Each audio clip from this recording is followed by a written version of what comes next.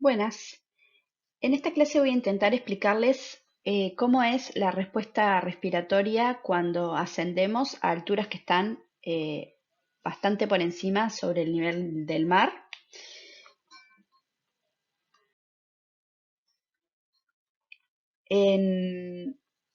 Lo que tiene de bueno esta clase es que vamos a poder integrar conceptos que fueron abordados en teóricos anteriores a una situación particular.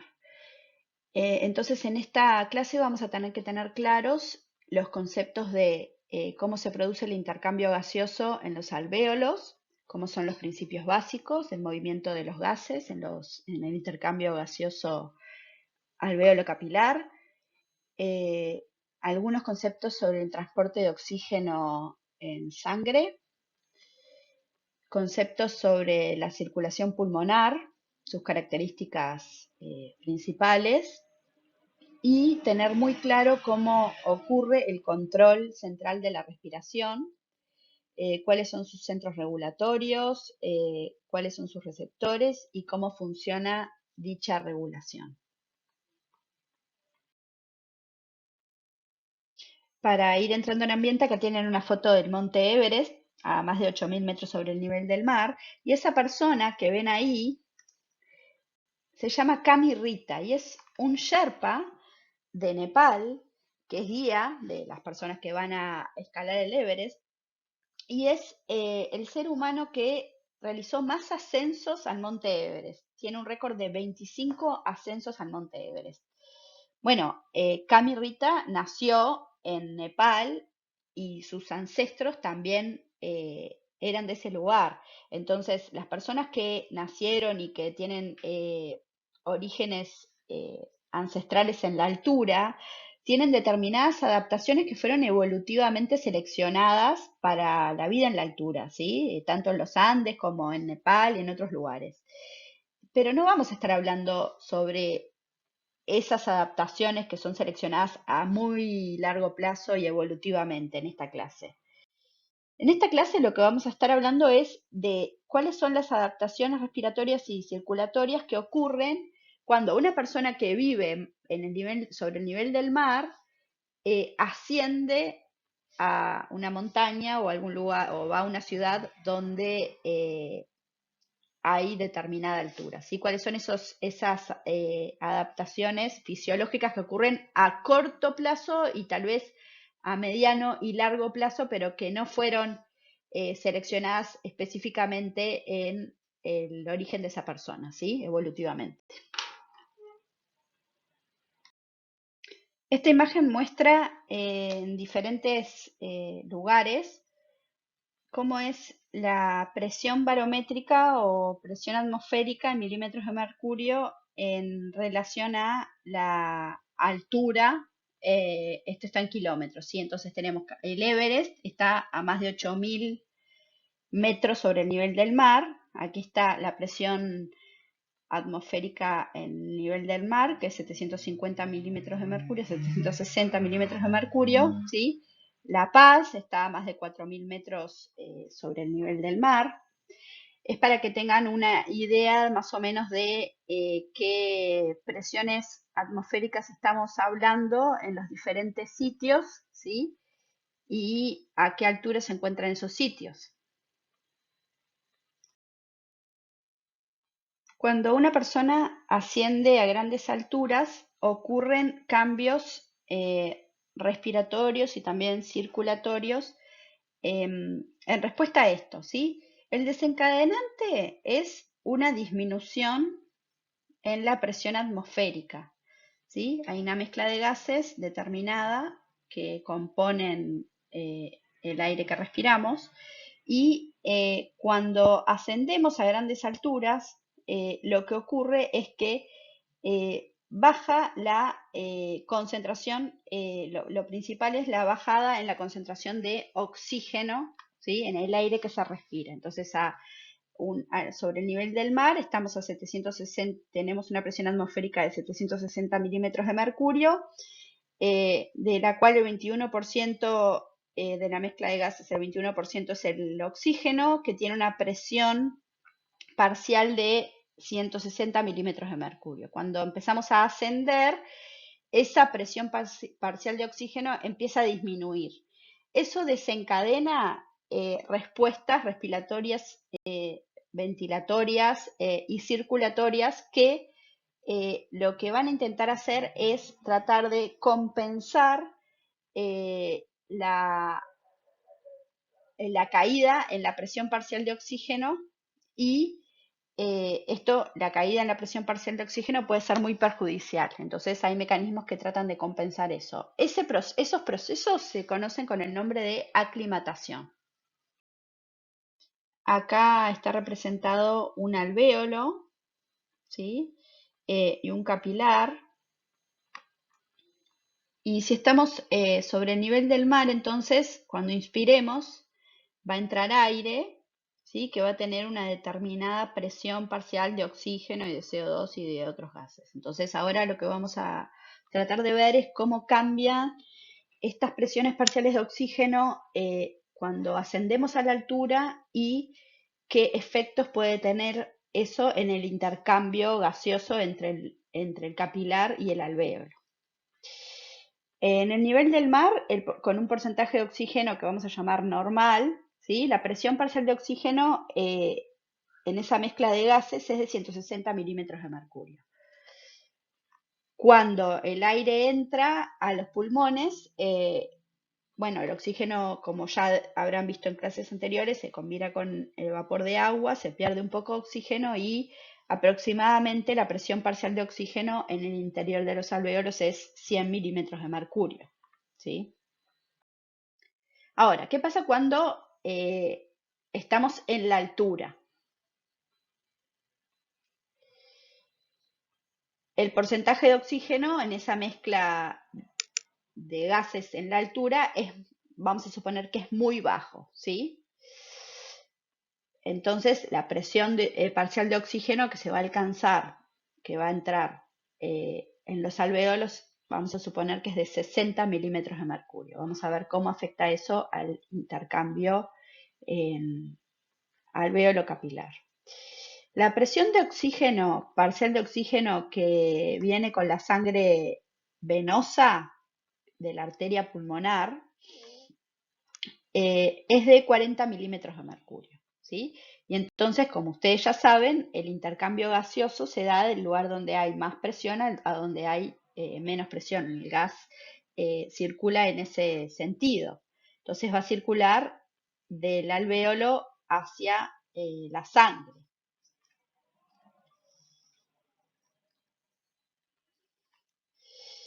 Y la presión parcial de oxígeno que abandona el alvéolo, ¿sí? Por la vena pulmonar, va a ser igual a la presión parcial de oxígeno de la mezcla de gases que entró al alvéolo. En este caso, por ejemplo, va a ser de 60 milímetros de mercurio. Eso, si lo comparamos con la situación donde al nivel del mar, es una presión parcial de oxígeno baja, ¿sí? 60 o menor a 60 milímetros de mercurio se considera hipoxemia, y eso es una concentración de oxígeno en sangre baja, por debajo de lo normal, ¿sí? Esa es la hipoxemia. Para recordar qué era lo que ocurría cuando estábamos al nivel del mar, la presión parcial de oxígeno dentro de los alvéolos era aproximadamente 100 milímetros de mercurio, la presión parcial de oxígeno que viene de las venas es de 40 milímetros de mercurio, y entonces este gradiente de presiones es más pronunciado que en la altura. Entonces el oxígeno tiende a difundir hacia el capilar y abandona los alvéolos con una presión parcial de 100 milímetros de mercurio, cuando en la altura podía ser de 60 milímetros de mercurio o menor. Como ya deben saber y deben estar ahora mismo imaginándose, la sangre con bajo contenido de oxígeno es algo peligroso que se va a tratar de compensar. Entonces, esto lo que provoca es que se comprometa el aporte de oxígeno a los tejidos.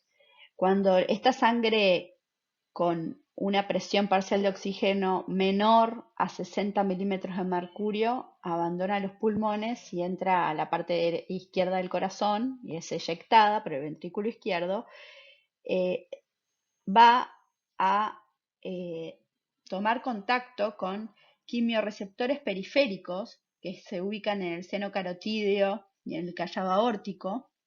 Y estos quimiorreceptores lo que hacen es sensar los niveles de oxígeno. Cuando la presión parcial de oxígeno cae por debajo de 60 milímetros de mercurio, se activan y aumentan su frecuencia de descarga de potenciales de acción, de sus aferentes, las cuales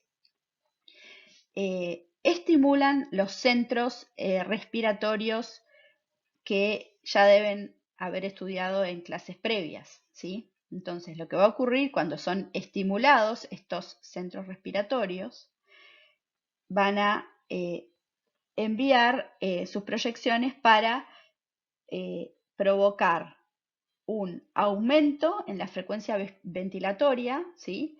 Estos centros respiratorios lo que hacen es estimular las motoneuronas que inervan los músculos de la respiración, que son el diafragma y los intercostales. Entonces, lo que van a provocar es su estimulación por los quimiorreceptores, ¿sí?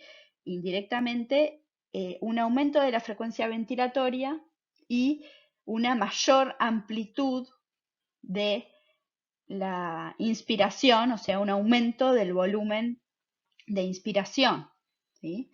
En definitiva, esto lo que va a provocar es que haya una mayor entrada de aire a los alvéolos. Entonces, si estamos en la altura, donde el porcentaje de oxígeno es muy bajo y la presión parcial de oxígeno decrece por debajo de los 60 milímetros de mercurio, se van a estimular los quimiorreceptores periféricos, los cuales van a provocar un aumento de la frecuencia, bueno, a través de los centros respiratorios, van a estimular y van a provocar un aumento de la frecuencia y de la amplitud de la ventilación, que va a aumentar el aire en los alvéolos. Esto lo que va a favorecer es el pasaje de oxígeno hacia los capilares alveolares, ¿sí? Pero veamos qué ocurre con el dióxido de carbono, ¿sí? Que es un poco diferente al oxígeno. En el nivel del mar, la presión parcial de dióxido de carbono dentro de los alvéolos es aproximadamente 40 milímetros de mercurio, ¿sí? Y desde el sistema venoso, por la arteria pulmonar, entra sangre con una presión parcial de dióxido de carbono de 45 milímetros de mercurio. Entonces, el gradiente de presiones va a hacer que el CO2 pase de la sangre, salga de los capilares y vaya hacia los alvéolos, ¿ok? Entonces, después la sangre abandona los alvéolos con una presión parcial de CO2 que es igual a la de los alvéolos, ¿sí? En este caso 40 milímetros de mercurio, ¿sí? ¿Qué ocurre en la altura? Bueno, teníamos una alta tasa ventilatoria desencadenada por la disminución de la presión parcial de oxígeno y a su vez hay una presión parcial de dióxido de carbono baja. Entonces, la presión parcial de dióxido de carbono dentro de los alvéolos va a disminuir mucho, lo cual va a favorecer eh, mucho la salida de dióxido de carbono de los capilares. Esta diferencia entre la sangre venosa y la presión parcial de CO2 en los alvéolos es muy pronunciada, ¿sí? Entonces, la sangre que va a abandonar los alvéolos, los pulmones, va a tener una muy baja concentración de CO2. ¿Qué provoca esto? Va a producir una cosa que se conoce como alcalosis respiratoria, ¿sí? Por un aumento de la tasa ventilatoria hay una disminución de la presión parcial de CO2 en la sangre, y esto lo que provoca es que baje el pH, ¿sí? Porque como ustedes recuerdan de las clases de bioquímica, el dióxido de carbono se combina con el agua para formar ácido carbónico, que a su vez se disocia en bicarbonato y protones. Entonces, si hay una disminución del dióxido de carbono, va a haber una disminución en la concentración de protones, y eso es un aumento del pH, ¿sí? Es una alcalosis que se produce por un aumento de la tasa ventilatoria.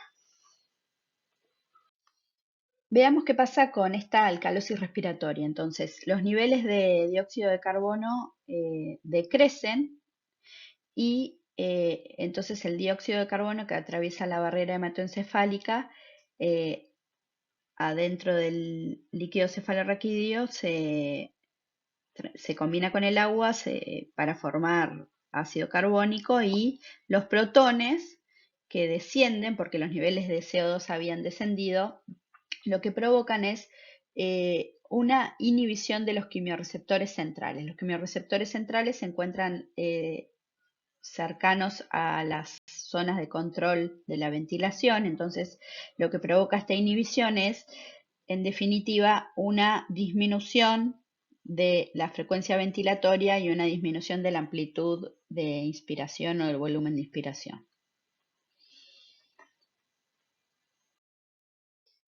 Entonces, estos cambios que estuvimos viendo, que son desencadenados por una disminución de la presión parcial de oxígeno alveolar, la cual provoca a través de los quimiorreceptores periféricos un aumento, bueno, actuando en los centros respiratorios, ¿no? Un aumento de la frecuencia ventilatoria y un aumento de la amplitud de la inspiración, eh, a su vez desencadena eh, una mayor disminución de la presión parcial de dióxido de carbono en los alvéolos, que desencadena, actuando a través de los quimiorreceptores centrales, sensando los protones, una disminución de la frecuencia ventilatoria y una disminución de la amplitud de la inspiración en el volumen. Estas respuestas se conocen con el nombre de aclimatación, ¿sí? Entonces,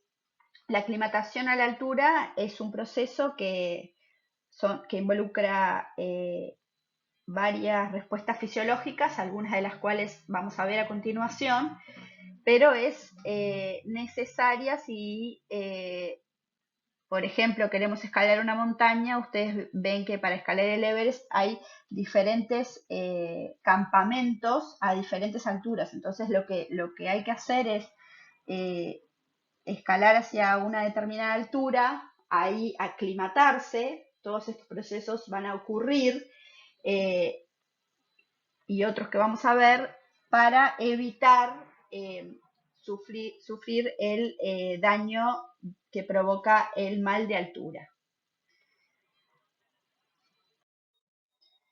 Los cambios en la ventilación que mencionamos antes no son suficientes para restablecer los niveles de oxígeno y de CO2 y los parámetros normales en la altura. Entonces hay otros procesos que también intervienen en la aclimatación.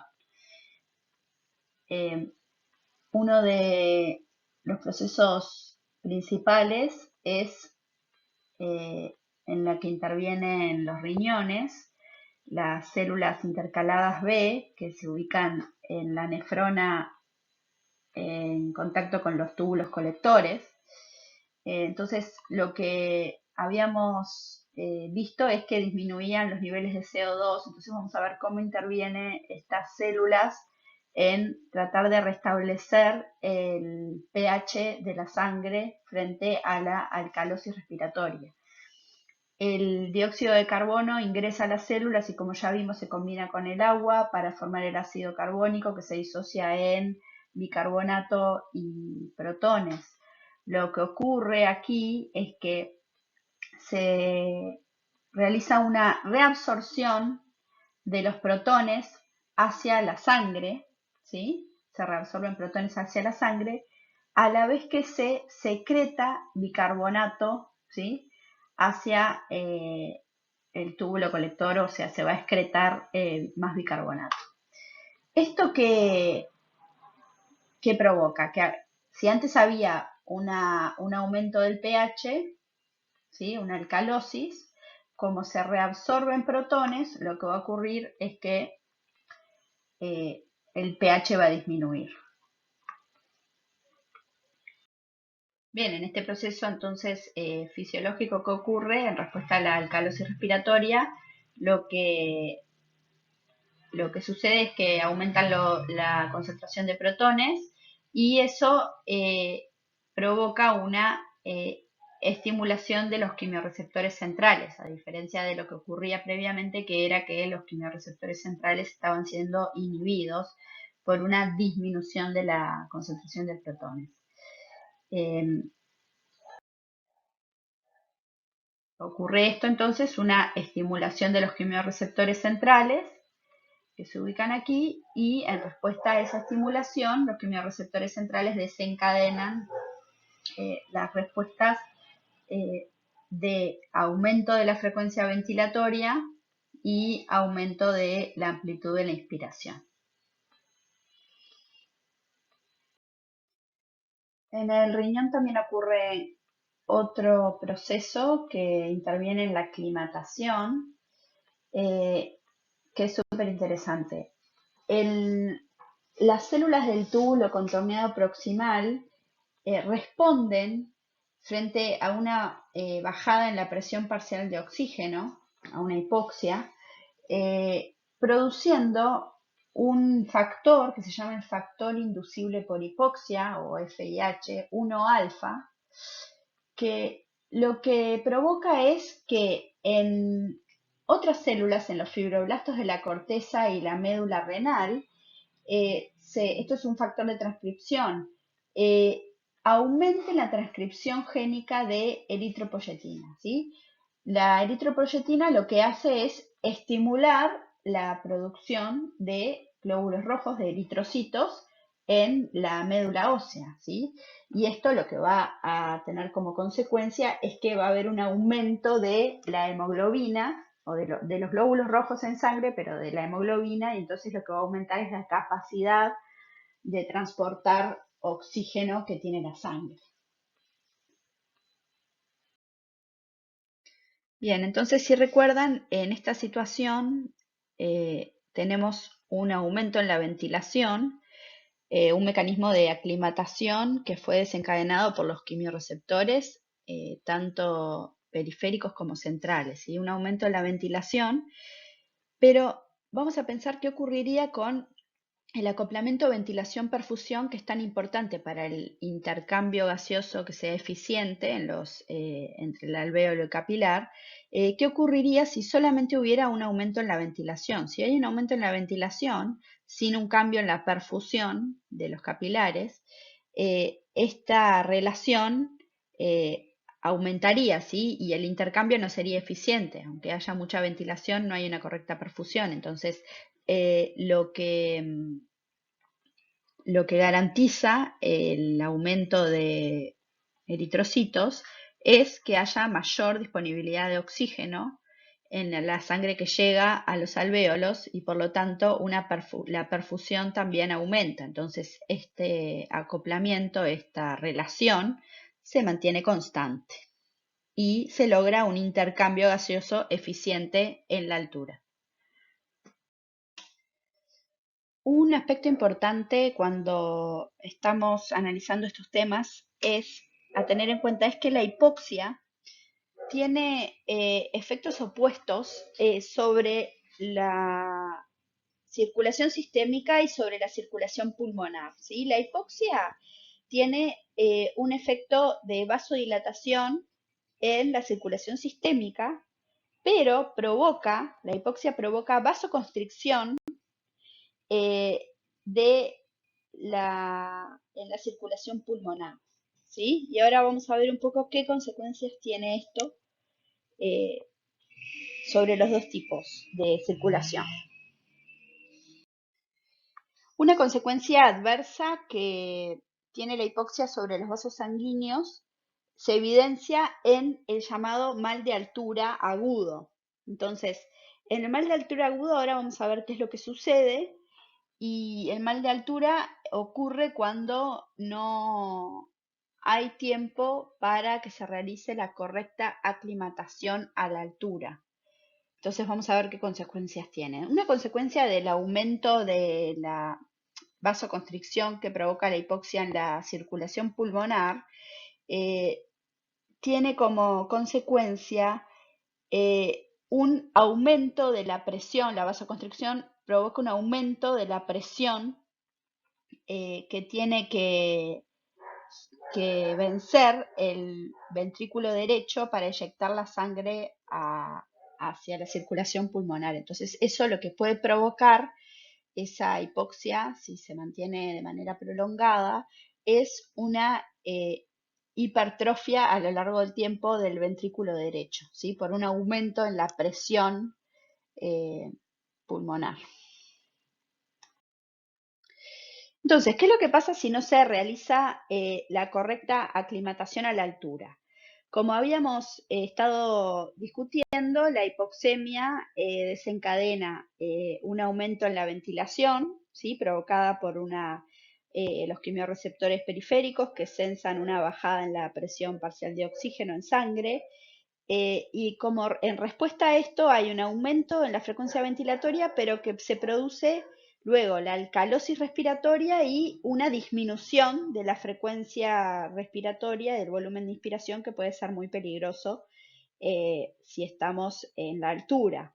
Entonces, si no dejamos pasar el tiempo necesario para poner en marcha los mecanismos que restauran la presión parcial de oxígeno y después también el pH o el CO2 en la sangre, la hipoxemia persiste, ¿sí?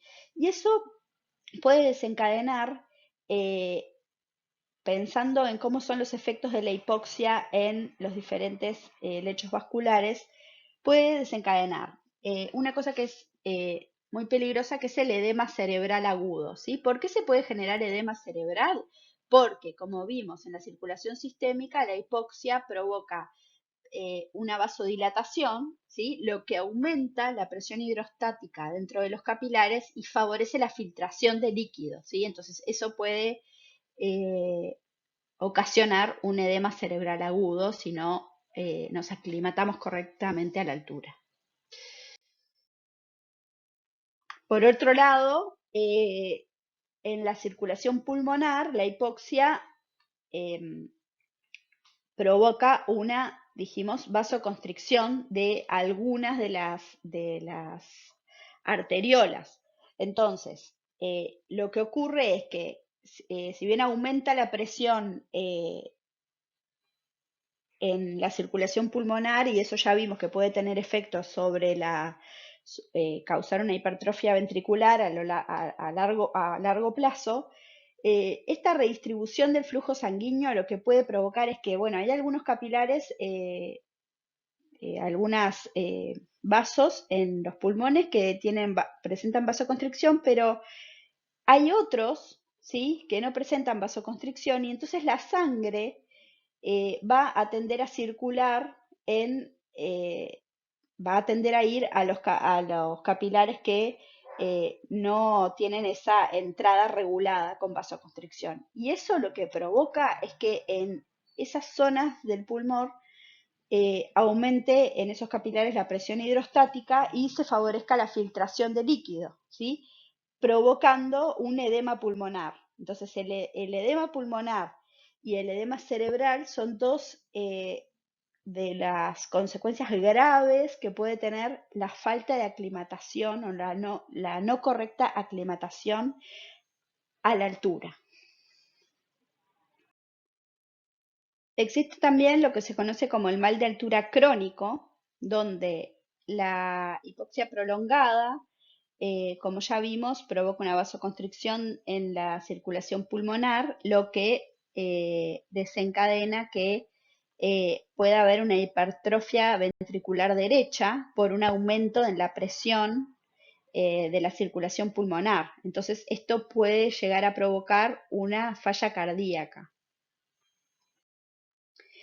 Por otro lado, también relacionado al mal de altura crónico, habíamos visto que como una de las respuestas de adaptación a la altura era la producción de más eritrocitos, ¿sí?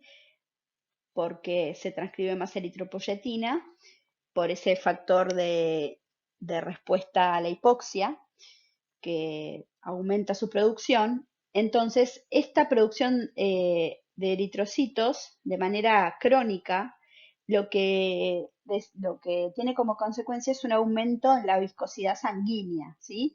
Y ese aumento de la viscosidad lo que puede ocasionar es una disminución de eh, el suministro de oxígeno a los tejidos por una mala perfusión de los tejidos por un aumento de la viscosidad, ¿sí? Es otra de las consecuencias del mal de altura crónico. Además de las adaptaciones a corto plazo y a mediano plazo que ya vimos, existen también adaptaciones a largo plazo a la altura. La principal es la angiogénesis. La angiogénesis es la formación de nuevos vasos sanguíneos. Entonces, lo que ocurre aquí es que el endotelio sensa la hipoxia y libera un factor de crecimiento endotelial vascular eh, que está ahí denominado con las siglas BEGF, es un factor de crecimiento y otros factores de crecimiento que son liberados por el endotelio y lo que promueve ese factor de crecimiento es el crecimiento de nuevos vasos sanguíneos. Eso lo que favorece es la llegada de oxígeno a los tejidos y eso lo que compensa es la hipoxemia. ¿Sí? Eso es una adaptación que ocurre en la angiogénesis a largo plazo. Por último, aquí les dejo una figura de una revisión que ahora coloqué en el EVA para que la tengan disponible, que muestra en una sola figura todos los mecanismos, todos los cambios fisiológicos que se dan en respuesta al ascenso a grandes alturas. Entonces, hemos visto la mayoría de estos, sobre todo los que son inmediatos o estos ocurren hasta 2 días después del ascenso, intermedios y después los que son a largo plazo, los vimos con menor detalle, pero algunos mencionamos. Entonces, aquí tienen como todos estos procesos en una misma figura, ¿sí? Los que fuimos viendo y cuáles son los desencadenantes, ¿sí? La presión atmosférica decrece a medida que vamos subiendo, baja la presión parcial de oxígeno, ¿sí?